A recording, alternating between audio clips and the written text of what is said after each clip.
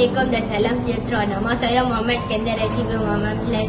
Saya bersekolah di Sekolah Kemasaan Sungai Luar. Kod sekolah saya ialah PBA 2024. Saya berumur 10 tahun.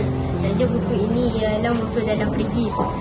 Buku ini ditulis oleh Nur Azlin Jabbar. Ia diterbit oleh Kualiti Books Sedia Berhad pada tahun 2005. Buku ini mengandungi 20 buku surat. Cerita ini mengisahkan sekumpulan haiwan kecil yang tinggal di dalam rimba, termasuk kancil, monyet dan tupat.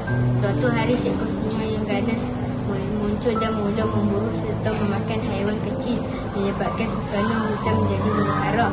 Haiwan-haiwan lain menjadi ketakutan dan sunyi.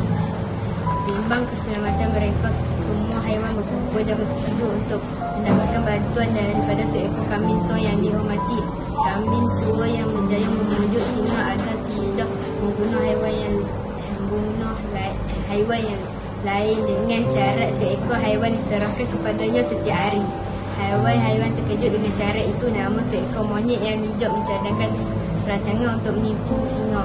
Monyet memperdayakan singa, kononnya ada seekor singa lain yang mencabarnya dan membawa singa ke dalam sebuah perigi. Singa yang tertipu melompat ke dalam perigi lalu mati lemas. Haiwan-haiwan di rimba pun hidup kembali dengan aman dan bahagia. Pengajaran yang terdapat daripada cerita ini ialah kebijaksanaan lebih hebat daripada kekuatan fizikal. Dalam cerita ini, seekor monyet yang kecil dan lemah secara fizikal berjaya mengalahkan seekor singa yang kuat dan ditakuti hanya dengan menggunakan akalnya. Ini mengajar kita bahawa kebijaksanaan dan berfikir dengan bijak boleh membantu menyelesaikan masalah yang besar. Walaupun kita tidak kuat dari segi fizikal, pengajaran kedua ialah jangan bersikap tamak dan zalim.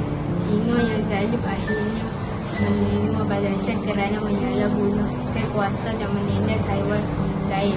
Ini mengajar kita bahawa setiap kejahatan pasti ada akibatnya dan orang yang suka ini tidak akan bahagia atau selamat selama-lamanya.